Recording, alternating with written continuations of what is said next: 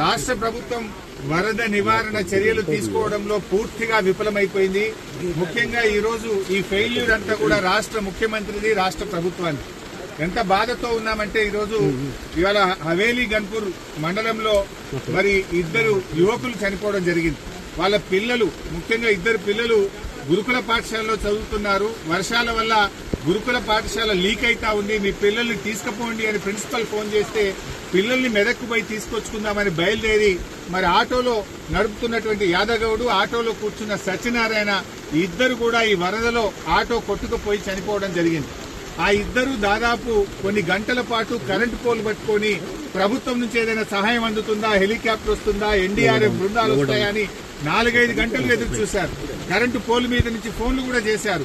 కానీ కలెక్టర్ గారు కానీ జిల్లా యంత్రాంగం ఎవరు స్పందించలేదు.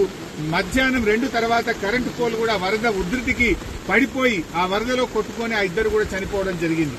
అంటే ఇది కేవలం ప్రభుత్వ వైఫల్యం. నిన్న ఒక మంత్రి గారు మాట్లాడుతూ అంటాడు, హెలికాప్టర్ అంత అవసరమైతే తప్ప వాడద్దట, మీరు మాత్రం పెళ్లిలకు వాడండి, బీహార్ లో రాజకీయాల కోసం వాడండి, మీ సొంత కార్యక్రమాలకు వాడుకోండి. ఆనాడు ఖమ్మం జిల్లాలో కూడా హెలికాప్టర్ పంపకపోతే ప్రాణాలు పోయినాయి.